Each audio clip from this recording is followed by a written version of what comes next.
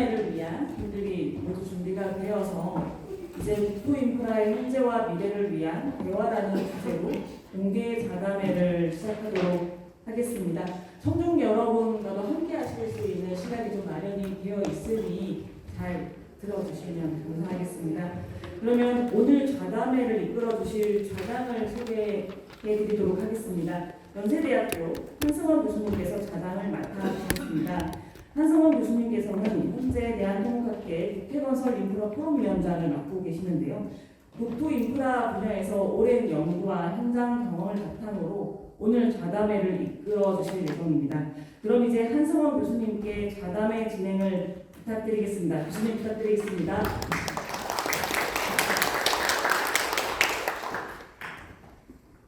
예, 원래 자담회를 생략할까 싶기도 했는데 너무 준비들을 많이 해오신 것 같아서 생략을 하시면 집에 가서 잠을 못 주실 것 같아요. 그래서 짧게라도 진행해보자 해서 마지막 순서로 자담회를 갖게 됐고요. 광풍과도 같았던 창립총회 행사가 끝나니까 지난 5월부터 거의 9달간 전쟁을 치렀던 기억들이 납니다. 사실 국회 영단체를 등록한다는 게 이렇게 어려울 줄 알았으면 안 했을 겁니다. 제가 담당 위원장을 맡았는데 너무 힘들더라고요. 그 결실이 오늘 많은 의원님들이 나오셔서 국토 인프라 분야, 특히 토목 분야에 대해서 공감을 많이 해주시고 앞으로 기대도 많이 해주시고 우리 토목 인프라 산업이 가지고 있는 그동안의 여러 가지 현안들을 이 포럼을 통해서 입법 단계까지 우리의 보이스를 제도화시킬 수 있는 기반이 마련될 수 있겠구나, 그런 희망을 총회 때 봤던 것 같습니다. 그래서 보람도 있고요. 그런 마무리 차원에서 오늘 자담회를 정리해 볼까 합니다. 오늘 두 분의 발표를 들었잖아요. 최기주 총장님은 저 대학교 동기인데 100장이 넘는 PPT를 저에게 보내줬어요. 30분 안에 다 할 수 있냐 그랬더니 하겠대요. 그런데 했어요. 딱 40분 걸려가지고 최기주 총장께서 발표를 해주셨는데 저는 발표 자료를 보면서 사실 저도 많이 안다고 생각했는데 우리 최 총장의 내공이 깊구나, 교통인프라 분야에 너무나 많은 소중한 그 성찰을, 인사이트를 보여줬다고 생각합니다. 특히 그동안의 우리 인프라의 성장 스토리, 그러면서 성장 뒤에 숨겨진 여러 가지 산업적, 기술적 이슈를 잘 담아낸 것 같고요. 여기에 재정적 이슈, 가버넌스 이슈, 그리고 새롭게 등장하고 있는 미래 인프라에 어떻게 준비해야 되는지 그 부분까지 망라한 굉장히 감명 깊었던 발표라고 생각이 됩니다. 그리고 첫 번째 발표해 주신 분은 아담 카울이라는 저희는 호주 국가인프라위원회라고 부르고 있는데요. 이 위원장님도 섭외가 쉽지 않았습니다. 7월 초에 저희가 본격적으로 섭외를 했는데 생각보다는 굉장히 협조적으로 토목학회와 대한민국이 가지고 있는 인프라 문제, 호주도 이런 인프라 문제를 이전에 많이 겪었고 이런 문제를 접근하는 하나의 방법으로서 인프라위원회, 저희가 지금 구성하고 있는 위원회를 구성했고요. 그런 부분에 대해서 PPT를 해달라고 부탁을 드렸는데 오늘 발표 자료도 상대적으로 짧았지만 굉장히 많은 인사이트를 줬던 것 같습니다. 왜 호주는 법적 기반을 갖고 있는 국가인프라위원회를 만들었는지, 왜 법적 근거를 만들고 각 주별로 그와 같은 위원회가 확산되고 있는지, 그리고 저희가 생각하기에 많은 기능들을 담고 있잖아요. 인프라에 대한 조사 평가도 있고요. 프라이어타이제이션, 우선순위에 대한 리스트 작업도 하고 있고요. 여러 가지 인프라에 관련된 자문 기능까지 굉장히 광범위한 기능을 수행하고 있는데 그런 기능들이 제대로 잘 작동되고 있는지, 그리고 호주 외에 영국도 내셔널 인프라스트럭처 커미션이라는 조직이 있고요. 여러 국가로 유사한 기능들이 확산되고 있는데 그 이유는 무엇인지, 그리고 칠레 이야기도 나왔잖아요. 한국 같은 국가에 이와 같은 위원회를 구성할 때 어떤 시사점, 핵심적으로 고려할 사항이 있는지 이런 부분에 대해서 많은 시사점을 줬다고 생각합니다. 마침 우리 학 회장님이 10월에 직접 방문하기로 했죠. 그리고 이 위원장님이 연말에 한국을 방문하기로 했습니다. 그때 좀 더 구체적인 액션 프로그램에 대해서 논의할 수 있는 기회가 됐으면 좋겠다, 그렇게 생각이 듭니다.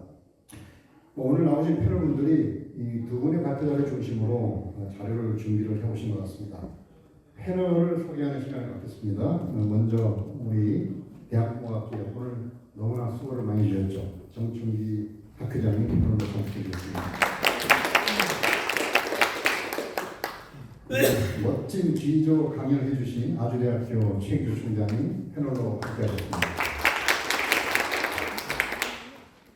그리고 세종대 총장님을 역임을 하셨고요. 현재 국가물관위원회 대통령 직속 기구입니다. 대통령 직속 국가물관위원회 위원장을 맡고 계시는 배덕희 위원장님 오늘 함께하셨습니다. 그리고 원래 송명수 의원님이 패널로 돼 있었는데 도망가셨습니다. 그래서 제가 너무 고생하는 것 같아서 패널로 저희가 예외를 시켜드렸고요. 우리 2003학번입니다. 굉장히 젊은 우리 영 리서처인데요. 오늘 젊고 혁신적인 시각으로 여러 가지 젊은 리서처가 보는 인프라의 문제점과 방향성에 대해서 좋은 말씀을 해주실 홍익대학교 안승준 교수님 나오셨습니다.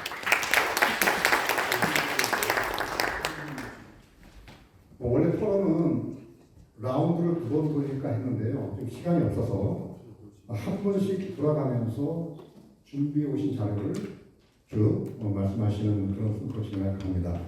정춘기 학회장님은 주로 통역학회가 바라보는 관점에서 여러 가지 정부 인프라 정책이 패러다임이 이런 방향으로 전환돼야 된다. 그런 말씀을 해주시기로 했고요. 특히 학술에 차니까 미래 리더를 어떻게 우리가 양성할 것인지 이런 부분에 대해서 말씀을 해주시겠습니다.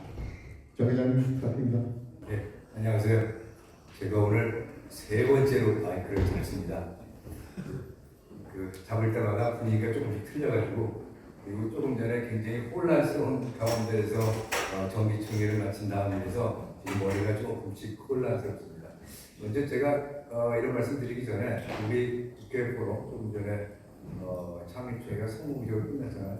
이 성공적으로 끝날 수 있게끔 이 인프라 포럼을 출범할 수 있게끔 공헌하신 분들한테 한번 박수를 드리는 게 좋지 않을까 싶어서요. 한 분 한 분 제가 말씀드릴 테니까 계신 분들 좀 일어나 주시기 바랍니다. 먼저 우리 한승환 국회 인프라 위원님. 저는 아까 말씀드린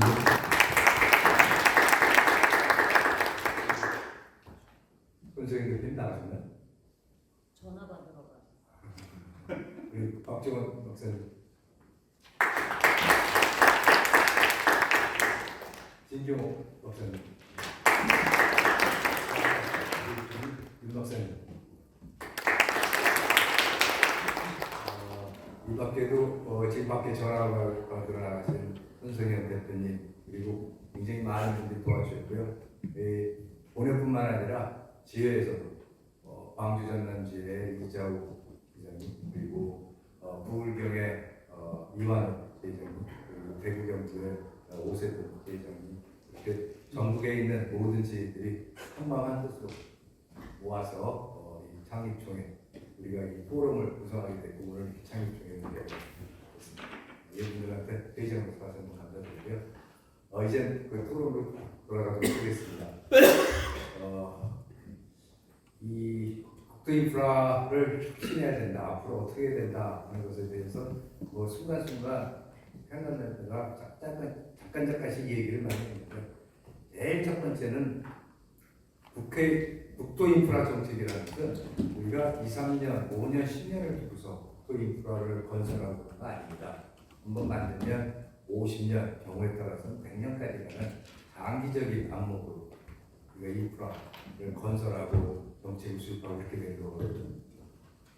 그래서 좀 장기적인 안목으로 국토인프라 정책을 수립하는 것이 첫 번째로 필요하겠다. 가장 대표적인 예를 들어서요. 지금 지방에 가면 특히 농촌 지역에서 인구가 점차 감소하고 있습니다. 여러분들 요새 농촌에 분단위에 있는 지방에 차를 몰고 가면 왕복 4차선 도로가 뻥뻥 뚫려 있습니다. 차들 거의 안 나요. 근데 그것이 과연 장기적인 항목으로 건설됐느냐 하는 것도 의문이 되고, 그뿐만 아니라 공항을 보세요. 20년 전, 지난 한 10년, 20년 전에 건설한 상당수의 공항이 지금 거의 사용하지 않는 그런 공항들이 많습니다. 그 건설비가 얼마큼 들었는데 그렇게 무분별하게 건설했는지 하는 생각이 듭니다. 조금 지금 국회의원들이 다 나가겠지만 좀 할 때 지역 중심적으로 좀 근시안적으로 보지 않았나 싶은 생각이 듭니다. 물론 지역에 대한 개발도 굉장히 중요하지만 전체적인 국토를 전체로 보고서 지역적인 사안을 같이 살피면서 좀 장기적인 방법으로 봐야 되는데 그런 것이 좀 부족하지 않나 생각이 들고요. 두 번째로는 이 국토 인프라라는 것은 다시 말하면 국토 인프라도 건설, 상당한 분야의 건설 기술이 들어갑니다. 특히 최근에 건설되는 중요한 GTX라든가 우리가 가덕도 신공항이라든가 하는 것들은 굉장히 심도 있는 건설 기술을 필요로 합니다. 가덕도 신공항 같은 경우에 제가 지방공학 하는 사람이라서 좀 관심이 많은데 가덕도 신공항을 건설하게 된다고 그러면 세계 최초로 하게 되는 공정이 몇십 개는 됩니다. 지금 머릿속에 떠오르는 것만 해도. 그렇게 심는 공정을 하게 되는 건데 그렇게 되면 좀 전문가의 의견을 좀 종합적으로 듣고서 시행 계획이나 뭘 좀 수립해야 되지 않나 싶은데 그것들이 좀 미흡하지 않았나 하는 생각이 듭니다. 당연히 뭐 가덕도 신공항은 법으로 지정되기 때문에 당연히 가야 되는 건 가야 되는 거지만 최근에 3번씩 유찰된 것도 그 공사의 난이도가 그 준비하는 사람들 생각보다는 훨씬 더 난이도가 심하기 때문에 그렇게 3번씩 유찰된 거로 생각을 합니다. 좀 더 신중하게 전문가들의 의견을 듣고 장기적인 안목으로 국토 인프라 정책을 수립하는 것이 첫 번째로 필요하다는 생각이 들고요. 두 번째로는 필요한 것이 미래에 대한 정확한 예측입니다. 미래에 대한 정확한 예측. 오늘 여러 번 얘기가 나왔는데요. 노후 인프라 문제. 노후 인프라가 현재는 한 19%가 30년 이상 된 국가기반시설에서 한 19%라고 그러는데 이게 10년 지나면 거의 절반에 육박하게 됩니다. 절반에 육박하게 되는 그 노후 인프라를 개선하려고 하면 지금부터 상당한 재원이 투입이 돼야 된다는 아까 우리 국토부 장관님께서 지금 새로 투입되는 비용이 건설보다는 유지관리 비용이 SH 사업에 더 많이 든다고 그렇게 얘기를 하셨지만 이것이 유지관리 문제로만 반드시 해결될 수 있느냐 하는 건 또 다른 생각이에요. 다시 말하면 노후 인프라를 처리하는 것은 유지관리뿐만 아니라 경우에 따라서 해체해서 다시 만드는 것도 있고 다양한 방면으로 생각을 해야 되고요. 그리고 새로 만드는 노후 인프라를 개선하는 것을 지금 10년, 20년 전에 그런 수준으로 만들지는 않을 겁니다. 여러분들 잘 아는 스마트가 들어가는 각종 모니터링하는 첨단화된 도로나 그런 철도나 공항이나 그런 걸 건설해야 되는데 그런 노후 인프라 개선에 관련해서도 어떤 식으로 얼마큼 노후 인프라 발생하고 이것이 어떤 식으로 개선돼야 되겠다 하는 확실한 예측이 필요하고요. 또 한 가지가 있죠. 오늘도 계속 얘기했지만 탄소 위기, 기후 위기 얘기를 합니다. 기후 위기도 그래요. 기후위기를 얘기를 하지만 기후위기에 대해서 인프라 관련해서 얼마나 우리가 준비를 하고 있는지 모르겠어요. 우리가 생각지도 못한 호우가 내린다든가 우리가 생각지도 못한 가뭄이나 태풍이나 지진이 왔을 때 그럼 당연히 인프라에 관련된 설계 기준이나 이미 건설되어 있는 인프라 시설물에 대한 보강이 이루어져야 됩니다. 지금 이루어진다는 것은 사고가 발생한 이후에 일어나는 게 아니라 사전에 미리 대비하고 준비하는 것이 필요한데 지금 기후위기 얘기하면서 그것들이 얼마나 준비하고 있는지 솔직한 얘기로 굉장히 궁금합니다. 여기 국토부에 계신 장관님 비롯한 국토부 관계자들이 좀 계셨으면 하는 그런 생각이 좀 들기도 합니다. 덧붙여서 아까도 얘기했지만 우리 최기주 총장님도 얘기했지만 앞으로 수자원 문제나 또는 에너지 문제가 굉장히 심각합니다. 우리나라 같은 경우는 더군다나 반도체나 AI나 그런 사업을 하게 되면 수자원을 확보하고 그다음에 전기를 공급해야 되는데 전기를 만드는 거에 전기 정보하는 사람이 해야겠지만 전기를 공급하는 전기 배선로를 깔고 그런 것은 전부 다 협업하는 사람들이 해야 됩니다. 그것들이 얼마큼 준비되고 차질 계획된 대로 추진될 수 있는지 그것에 대한 장기적인 항목으로 준비가 필요하다는 그런 생각이 듭니다. 다시 말해서 미래 환경이 변화되는 그런 인식이 필요하고요. 덧붙여서 아까도 말씀드린 것처럼 앞으로 건설될 것은 과거와 같이 그냥 단순한 도로 이렇게 건설 안 할 겁니다. 다양한 안전기술과 기술이 동원이 될 텐데요. 그거에 대한 것도 우리가 스마트 건설뿐만 아니라 건설된 이후에 유지관리 측면에서도 스마트 유지관리가 반드시 확보돼야 됩니다. 그래서 그런 차원에서도 상당히 많은 미래에 대한 준비가 우리가 필요하다 그렇게 생각이 들고요. 마지막으로 또 하나는 이 인프라에 관련된 것은 도로, 철도, 하천, 밑댐, 항만과 공항, 플랜트 등 도인프라 다양한 시설이 있습니다. 근데 그것을 계획에서부터 설계하고 지공하고 유지관리하고 필요하다면 배치하고 복원하고 그런 전체 공정은 굉장히 많은 시간을 필요로 하게 됩니다. 그러면 그것이 전체 공정을 확보하기 위해서는 그거에 필요한 법제도가 우리가 제대로 되는지 그것도 궁금해요. 지공은 시공 따로, 유지관은 유지관이 따로, 또는 나중에 배치해서 그렇게 하면 또 따로 이렇게 되어 있는지 모르겠습니다. 그런 것을 전체 구조물에 대한 생애적인 전체를 살펴볼 수 있는 법제도 차원에서의 우리 고민도 해야 되지 않나 하는 그런 생각이 듭니다. 그리고 우리가 건설하게 되는 모든 시설들은 부처로 보게 되면 다양한 부처가 관리하게 됩니다. 아까 얘기했을 때 도로, 철도 같은 거는 당연히 국토교통부가 하겠지만 하천민 때는 우리나라 같은 경우는 환경부가 담당하게 되고요. 항만은 해수부가 담당하게 되고 플란트는 산업부가 담당하게 됩니다. 근데 이런 것들이 전부 다 독립적으로 볼 수도 있겠지만 국토를 좀 더 개발하는 차원에서는 통합적으로 보는 그런 시각도 필요하거든요. 어떤 거는 기술적으로 봤을 때 공통되는 부모가 굉장히 많습니다. 그래서 그런 것을 총합적으로 다룰 수 있는 어떤 컨트롤 타워가 국가 차원에서 반드시 필요하다고 생각이 들고요. 사실 이 국토인프라 포럼을 우리가 지금 추진하지만 궁극적으로는 컨트롤 타워를 역할하는 국토인프라위원회를 설치하는 것이 1단계 이 국토인프라 포럼만 첫 번째 이유라고 할 수가 있습니다. 제가 두서없이 이런저런 얘기를 했는데요. 정리는 우리 이 좌장을 굉장히 잘 해주신 현승현 교수님께서 알아서 정리해 주실 거로 믿고 두서없이 여러 가지 얘기를 했습니다. 고맙습니다. 예, 오늘은 시간 관계상 좌장이 정리를 안 하기로 했습니다. 방청석에서 다 정리를 하시지 않을까 생각이 드는데요. 마지막 구절에 오늘 호주 에담 카비 발표하셨던 호주 국가인프라위원회 컨트롤 타워 말씀해 주셨고요. 정충희 학회장님이 학회장 선거 공약의 첫 구절이 대통령 직속 인프라위원회를 설립을 주재하겠다. 그 사항이 들어가 있었잖아요. 그거를 위해서 오늘 프로그램을 모셨고 있고요. 그 부분을 우리 배덕표 총장님이 이어받으셔서 대통령님이 또 그와 비슷한 대통령 직속 국가민간위원회 위원장을 맡고 계시기 때문에 이 위원회가 왜 설립됐는지, 호주 인프라위원회하고 어떤 점에서 유사성이 있는지, 그리고 물을 포함한 인프라 전체 차원으로 컨트롤 타워를 만들어 있어서 우리가 어떤 점을 핵심적으로 고려해야 되는지 많은 그 교훈을 주실 것 같습니다. 이 부분에 대해서 배덕표 총장님 말씀을 들어보겠습니다. 예, 반갑습니다. 마이크가 켜졌나요? 마이크 누르셔야 될 것 같습니다. 켜져 있죠. 예, 오늘 사실 그 사전에 이 발표를 받아봤어요. 제가 최근에 받아본 자료 중에서는 가장 잘 만든 자료이기 때문에 굉장히 기대가 컸습니다만 오늘 행사 자체가 조금 앞뒤가 바뀌면서 또 중간에 청립총회와 이 코로나가 좀 레스하게 되는 것 같아서 조금 정신이 없습니다. 그렇지만 그 중요성을 생각할 때는 굉장히 의미 있는 자리입니다.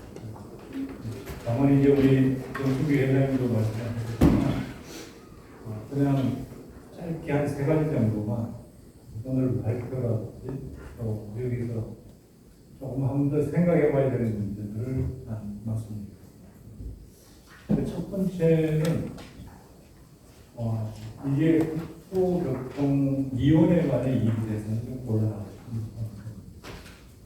사실 우리 토목학회는 과거 60년대부터 보면 크게 도로와 하천, 도로 계획을 하는 큰 플레이스가 되기 때문에 본의 아니게 정부 부처가 국토교통부, 환경부, 나아가서는 민축산부에서 사실은 굉장히 많은 인프라 시스템을 가지고 있는 부서들이 굉장히 많습니다. 그래서 그런 부서를 좀 아우를 수 있는 그런 국토교통위원회가 됐으면 좋겠다 하는 게 첫 번째 제안이죠. 그 시발점이 바로 이 창립총회와 그 다음에 국토인프라위원회 설치가 시작이 되지 않을까. 그런 점에서 약간 투명한 있지만 그런 부분도 충분히 좀 저희가 할수 있도록 노력해 주시기 바랍니다. 두 번째는 오늘 굉장히 많은 분들이 노후와 기후위기를 말씀하셨는데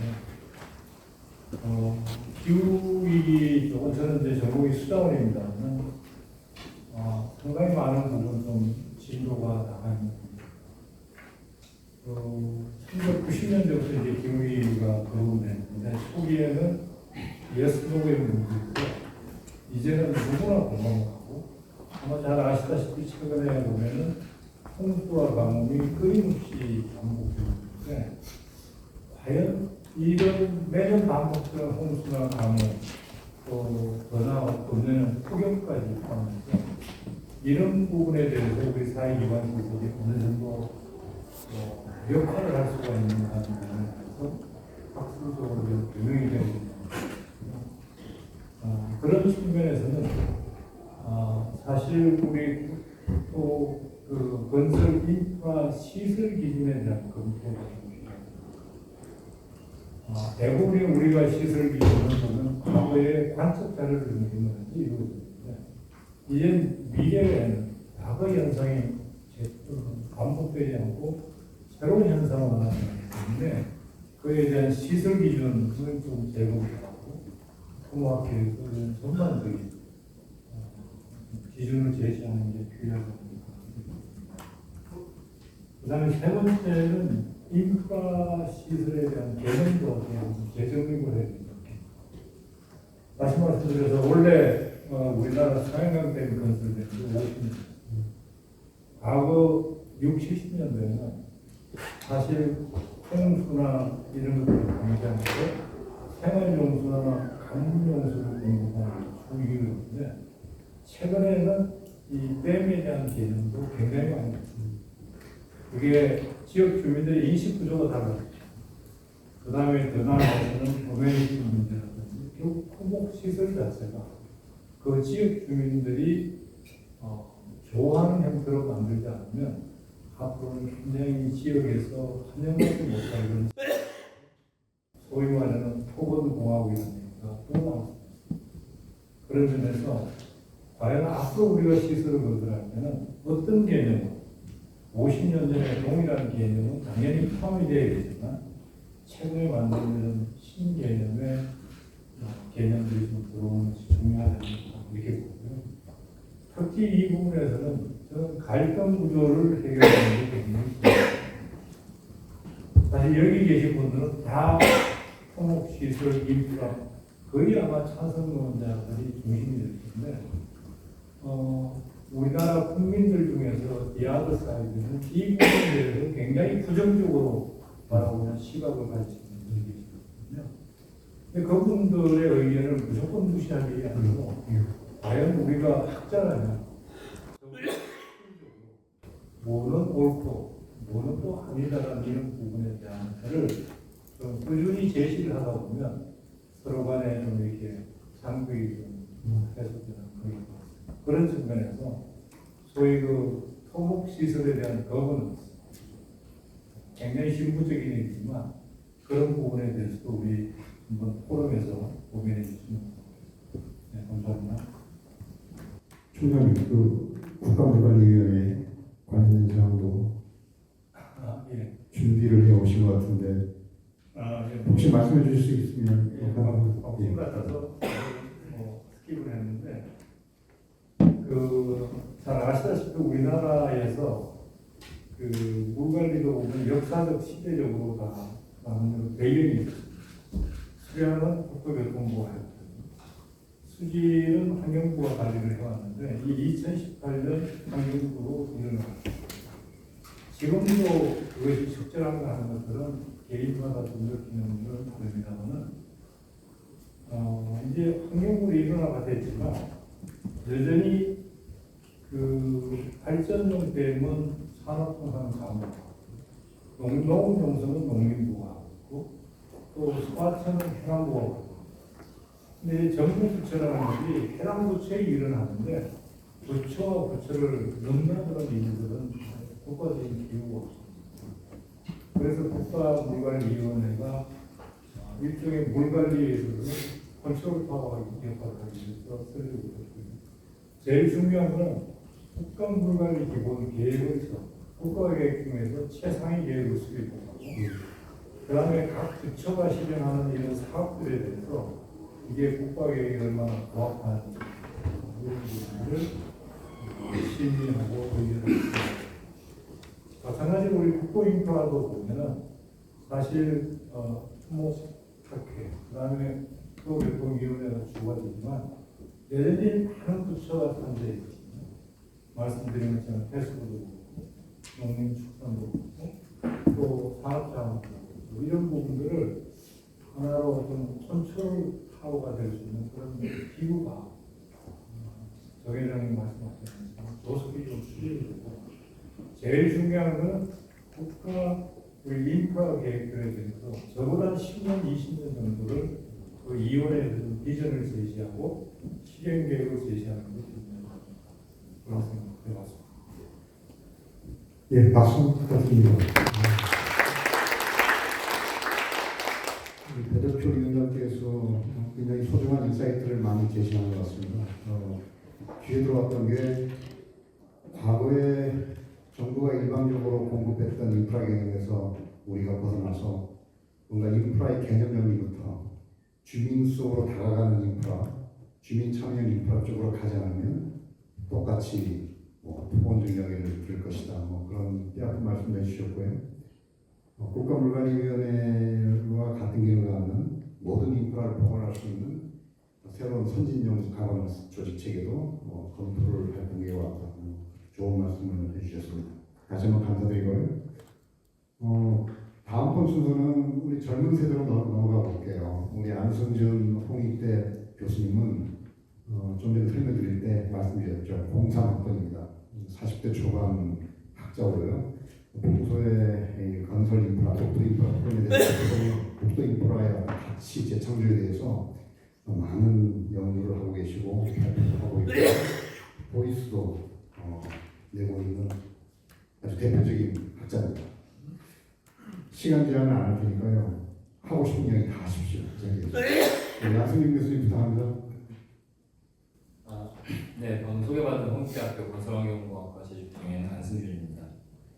먼저 오늘 이런 좀 큰 행사에 초대받게 돼서 또 패널로 참여하게 돼서 영광스럽게 생각하고 앞서서 최기주 총장님 비롯해서 오늘 먼저 기조 발언 해주시고 앞서서 먼저 패널 발언 해주신 정말 우리 학계에 내공이 깊으신 교수님들의 말씀 뒤에 제가 저 의견을 더한다는 참 조심스럽고 그런 부분이 있지만 제가 이제 좀 생각해온 부분들을 정리해서 간단히 요약해서 말씀드리도록 하겠습니다. 일단 저는 세 가지 포인트를 좀 생각해 왔는데 먼저 위원장님께서 한승원 교수님께서 좀 젊은 학자로서 보는 시각에서 우리 미래 국토 인프라 포럼의 화두 또는 화제가 어떤 부분이 돼야 되겠느냐 좀 그런 포괄적인 질문을 주셔서 저도 지난 며칠 동안 좀 생각을 했고 가장 첫 번째 포인트로 제가 꼽은 거는 저희가 지난 아까 그 총장님 발표 자료에도 있었지만 저희가 항상 그 국토 인프라 얘기를 하면 국토 개발, 국토 종합 개발 이런 키워드가 굉장히 큰 것 같아요. 그래서 어떻게 하면 개발되지 않은 미개발지에 땅을 개발하고 주거 환경을 개발하고 철도를 놓고 도로를 놓고 사실 그게 인구가 성장하는 그리고 이제 경제가 빠르게 성장하는 그런 성장 단계의 국가가 사실은 내세워야 될 하나의 목표이자 또 어떻게 보면 토목학계 또 더 나아가서 건설 업계가 그 역할을 감당해 주는 것이죠. 근데 과연 이제 우리나라가 어느 경제 발전의 어느 시점에 와 있는가 그리고 인구랑도 관련이 있을 것 같고 산업은 또 어떻게 고도화되고 있느냐 이런 걸 여러 가지를 고려해 봤을 때 좀 더 이제 좀 더 젊은 시각에서 바라봤을 때 어쩌면 우리가 국토를 끊임없이 개발해야 된다는 이러한 어떤 로직에서 좀 벗어날 때가 됐을 수도 있다. 그런 생각을 좀 저는 가끔 합니다. 사실 그걸 바꿀 때 저희가 많은 것들을 바꿔서 생각할 수 있거든요. 그러니까 아까 많은 국회의원님들께서도 어떤 뭐 관심되는 그런 지역구의 현안도 살짝 이렇게 내비쳐 주셨는데 이제 언제나 이런 국토 개발에 대해서는 어떤 여러 가지 논리들, 또 이해관계 이런 것들이 없을 수 없을 것 같고요. 갈등들을 언제나 조정할 수밖에 없을 텐데 그 노력에서 우리가 어떠한 가치평가 기준을 두고 볼 것이냐. 거기서 우리가 국토 개발의 어떤 가치 기준으로부터 조금은 더 국토의 전략적 자산 관리라는 개념으로 우리가 접근을 하면 많은 것들이 좀 더 뚜렷해지고 사실은 서로가 이해관계에서 어떤 논리로 조정해야 되는지가 좀 분명해지지 않을까 그런 생각을 좀 저는 요즘 갖고 있습니다. 그래서 그렇게 패러다임을 변화하면 뭐가 달라질 거냐. 일단 제가 생각했을 때 국회라는 이런 여러 가지 일단 예산도 심의하고 각종 갈등을 조정하는 곳에서 과연 어떠한 화두로 우리가 논쟁을 벌일 것인가. 그런 논쟁의 중심축도 바뀔 수 있을 것 같고요. 예산을 심의하는 데 있어서도 이게 전략적 자산으로서 국가에 중요하냐 또는 어떤 특정 지역에 정말 필요한 자산입니다. 이 자산의 개념 또는 경제적 효과에 대한 개념을 할 수 있을 것이고 또 한편으로 교육도 하나 교육자로서 교육의 입장에서 아까 총장님께서도 말씀해 주셨지만 과연 우리가 지금 가르치고 있는 과목들이 그런 새로운 시대의 토목 기술인 또 건설 기술인을 길러내기 위한 기초 교양을 충분히 쌓아주고 있느냐 충분히 우리가 가르치고 있는 과목들에서 커버하고 있는 그런 것까지도 사실은 우리에게 생각할 거리를 주는 그런 패러다임의 어떤 시프트하는 그런 사고방식이 될 수 있지 않나 저는 그런 생각을 좀 갖고 있습니다. 그래서 그런 말씀을 좀 드리고 싶었고 두 번째 포인트는 이제 국토 인프라에 대한 가치 재정립 부분입니다. 이것도 앞서서 먼저 발언해 주셨던 많은 선배 학자님들 그리고 또 국회의원들도 의원님들도 언급해 주셨지만 사실 요즘에 저는 좀 속상한 때가 많습니다. 이제 정부에서 주로 이제 앞으로 정부에 나아갈 방향하면서 주로 나오는 산업이 반도체, 방산, AI 어제 나온 예산에서도 키워드가 보니까 반도체, 방산 그리고 거기에 원전이 있더라고요. 그래서 그 부분은 조금 반가웠습니다. 어떤 면에서 우리 산업이 좀 부여할 수 있는 부분도 있겠구나. 그런 측면에서 저는 한편으로는 좀 너무 가치가 저평가되고 물론 이제 건설 산업이 담당해야 하는 역할이 방금 제가 말씀드린 포인트대로 조금은 달라져야 되는 부분도 있지만 그럼에도 불구하고 지나치게 저평가되어 있다는 느낌을 지울 수 없고 그러면 어떻게 다시 재평가를 받을 수 있을 것이냐 다시 재값어치를 우리가 인정하는 산업이 될 수 있을 것이냐 저는 지금 국토교통부에서도 하고 있고 토목학회에서도 하고 있는 그 이미지 개선의 노력들이 더 확대되어야 된다고 생각합니다. 학계, 산업계 그리고 정부에서 이 이미지라는 게 사실은 굉장히 약순환을 하거든요. 선순환이 되어야 될 게 약순환이 되는 거. 이미지가 안 좋으니까 어떤 국회에서 논의를 할 때도 점점 더 그런 현안들이 뒤로 밀려나게 돼요. 어떤 가치 평가가 아닌 그 외에 여러 가지 정쟁의 요소로 활용되게 돼요.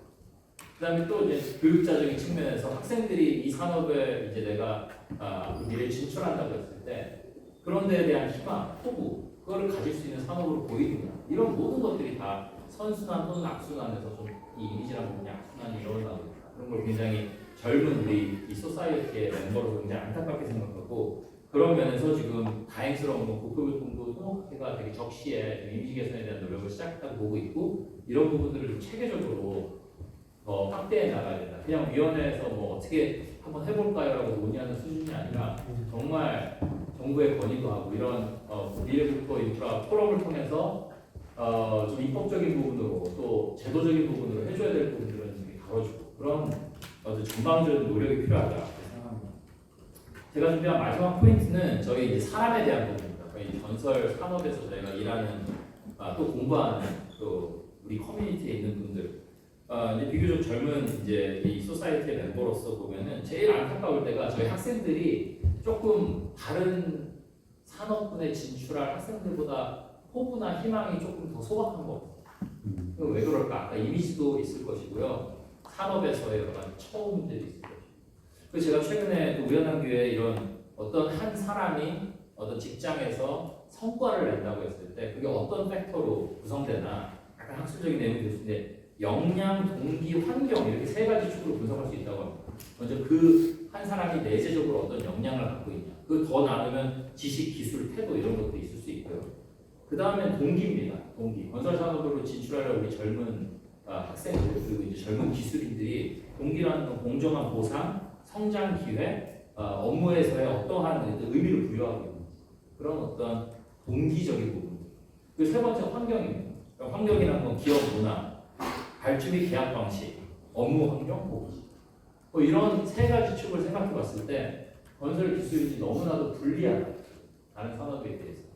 그러면서 우리가 유능한 인재들이 건설 관련 학과에 진학하고 희망을 갖고 공부 열심히 해서 산업에 진출하고 저는 이 미래 국토 포럼에서도 사실은 예산도 좋고 앞으로 어떤 방식으로 국토를 더 개발하고 인프라를 개발하겠다도 있지만 우리 사람이 빠져서 안 된다고. 사실 산업이 사람이 없으면 이 생태계가 유지가 안 되는 거죠. 이 건설을 설계, 시공, 유지 관리 이런 여러 가지 서비스를 공급하는 결국에 이거 사람이 하는 거기 때문에 그 사람을 우리가 충분히 길러내고 확보하고 있느냐.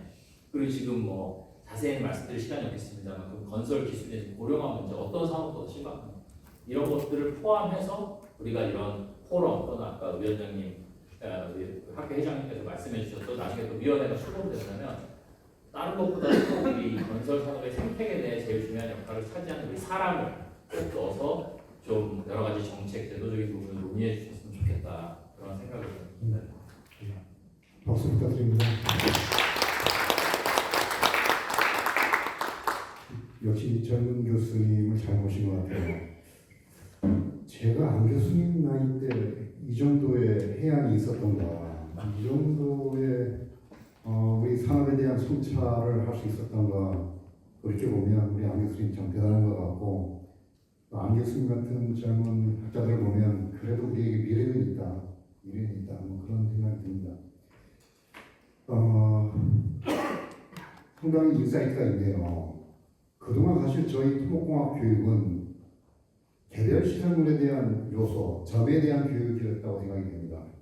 근데 안 교수님은 점에서 좀 더 나가서 선, 면, 또 확대되면 도시가 되겠고요. 또 확대되면 국토 인프라가 되겠죠. 국토 전체가 되겠죠. 이렇게 시각을 넓히는 게 필요하지 않을까. 그래서 국토 개발에서 국토 자산 관리 전략을 말씀하신 것 같고요. 우리 배덕표 총장이 이야기했던 인프라에 대한 개념 가치가 변하고 있다. 주민의 어미니티 생각해야 되고요. 자연성도 회복해야 되고요. 이런 키워드하고 상당히 일맥상통한다. 그렇게 저는 느꼈습니다. 특히 요즘 젊은 세대에게 뭐가 문제냐 그런 이야기를 많이 해왔는데 오늘 좀 더 구체적인 이야기가 나왔네요. 3개축 보니까 성과는 역량과 동기와 환경의 함수다. 역량은 대학 교육이 책임져야 될 것 같고요. 동기는 보수, 인센티브. 우리가 좀 저임금 구조가 있는 거잖아요, 그렇죠? 그런 부분에서 해결심만을 찾아야 될 것 같고, 환경은 갑질, 여러 가지 산업을 둘러싸고 있는 현실인데, 이런 게 총괄될 수 있다고 보입니다. 그래서 우리 앞으로 이 포럼에서도 이와 같은 문제에 법제도 개선점이 있는지 이런 부분들을 면밀히 살펴서 좀 어젠다화할 필요가 있지 않을까 그런 생각을 해봤습니다. 감사드리고요. 마지막 토론자로 최기조 총장님을 모시겠습니다. 최 총장님이 발표 시간이 상대적으로 짧았는데 뒷부분이 상당히 중요한 카드가 많았습니다. 뒷부분에 우리 혁신 미래 인프라를 위한 인력들을 어떻게 양성할 것인지 그런 키워드도 있었고요. 조직 문제도 있었고요. 운영 정비 문제도 있었고요. 여러 가지 다양한 어젠다를 제시를 하셨는데 혹시 발표 때 못 하셨던 내용을 좀 마무리해가지고 최기주 총장님께서 종합적으로 정리를 해주시면 좋을 것 같습니다. 부탁드리겠습니다. 네, 저도 제가 정리할 입장은 안 되는 거고요. 제가 조금 말씀 더 드리고 싶은 것만 하겠습니다. 우선 배덕표 위원장님께서 말씀해 주신 그런 컨플릭트 레졸루션, 디아더 사이드에 대한 그 사람들이 가지고 있는 것들을 고려한 우리 자신들의 마케팅 이런 부분이 정말 빨리 혁신이 될 때 우리 분야도 좀 더 좋아질 수 있다는 생각이 들고 그런 부분에서 이제 국토교통부만의 포럼보다는 좀 더 넓게 인프라라 그러면은 제가 생각할 때는 트랜스포테이션이 큰 영역이고요. 그 다음에 이제 그 에너지가 또 있거든요. 이게 그러니까 이제 한번 생각해 주실 것은 홍춘교 회장님하고 한승원 위원장님이 에너지도 우리가 사실은 별도 위원회가 또 있고 또 텔레커뮤니케이션도 다 인프라잖아요. 그런 인프라가 저희가 뭐 이제 너무 많이 벌릴 수는 없는데 또 워터 서플라이라든지 환경부가 하는 거라든지 또 웨이스트 같은 이런 것들 얼마나 제가 정부에 있을 때도 뭐 예를 들면 서울의 그 메리지를 김포가 해줄 테니까 서울의 지하철에 꼭 바터로 어떤 사실은 바터의 대상이 되지 않는 것들을 한단 말이죠. 그 정도로 이런 그 님비 시설이라든지 이런 걸 포괄적으로 해서 컨프릭트 레졸루션 지적해 주시는 것이 굉장히 공감이 많이 됐고 그리고 이제 그래서 뭐 전체적으로 국토교통부의 좀 환경이라든지 관광이라든지 또는 이런 여러 군데에서 좀 하고 있는 부분이 있는데 저는 이런 질문을 만약에 한번 여러분께서 한번 드려보고 싶은데 저희가 아까 많은 의원님들께서 우리 한국만큼 잘 돼 있는 나라가 없다라고 하는데 거기 이제 부분적으로 동의하는 부분도 있지만 저희들의 건물이나 또는 저희들의 인프라를 한번 살펴보면요 독일에서 차를 몰고 200km 달리는 거하고 우리하고 분명히 다르고요. 그 정도로 서브그레이드나 이제 이런 지층 보조기층 이런 부분이 기술적으로 다릅니다. 스펙도 다르고요. 저희는 빨리빨리를 하다 보니까 세컨드 그레이드를 만드는 거지 그것이 표방하는 어떤 공간적인 현재성이랄까요? 유비코트라고 합니다. 그런 부분은 완전할지 몰라도 실질적으로 건물도 대학의 건물도 그렇습니다. 저희 아주대학교 건물은 병원도 그렇고 그래도 조금 괜찮게 지어서 조금 덜한데 사실 대학의 건물이 미국이라든지 이런 데 가보면 제가 이번에도 이제 스탠퍼드하고 UC 데이비스 이런 데를 좀 다녀봤는데 바깥에서 볼 때는 이게 좀 후진 것 같아도 좀 쉽게 얘기하면 안에 들어가면 그 건물의 분위기나 조명 모든 것이 나를 진짜 감싸주는 듯한 느낌을 받습니다. 여러분들 그런 느낌 받으시는지 모르겠는데 저희는 그 반대예요. 사실은 겉은 휘황찬란하지만 들어가면 막 구두발소리 들어야 되고 이런 그 백열등이 이렇게 형광등이 이렇게 빛으로 되어 있는 그런 부분이에요. 그러니까 사실 그런 부분을 고려하면 저희는 아직 이 측면에서 보면은 인프라스트럭처가 지향해야 되는 점이 그런 지금 어느 정도 됐다라고 하는 부분에 대해서 저희가 스스로 안 됐다라고 얘기할 수 있어야 된다고 생각합니다. 그런 지금부터는 어느 건물이라도 100년 정도는 갈 건물을 디자인해야 되고 지금 그런 걸 못하는 게 갑이 빨리 해라든지 돈을 내려치니까 못하는 건데 정부부터 그러지 말아요. 세 번이나 유찰되는 이런 부분에 대해서 사실은 토모학회 회장님이 이건 말이 안 된다라고 한번 사설에도 쓸 수 있어야 된다 그런 분위기여야 된다고 생각하는데 아무튼 그래서 지금 하는 것들의 그 형태나 이런 부분도 매우 좀 다를 필요가 있고 조금만 더 말씀드리면 예를 들면 LH 같은 부분도 어떻게 보면은 준정부 기관 비슷하게 저희의 그 학생들도 많이 가고 이러는 기관이에요. 허벌판에 남의 땅 수용해가지고 집 짓는 거 누가 못합니까? 그죠? 지금은 그런 게 아니죠. 용산이라든지 재개발하는 이런 첨예한 이런 데서 사실상 민간에게 맡겨두면 너무 오래 컨플릭트 레졸루션이 안 되기 때문에 중간에 미드와이프 기능을 그런 LH 같은 데서 한다든지 그러면서 고난도의 어떤 이런 부분을 해야 되는 것이지 그러다 보니까 전부 KTX역 또 신경지역도 그렇고 다 저희는 외곽에 허업을 많이 있는 거예요. 중국하고 우리나라만 그래요. 유럽 사람들 절대 그렇게 하지 않습니다. 전부 빨리 구경해 하고 몸바르나스 역에 다 이렇게 하는 거죠.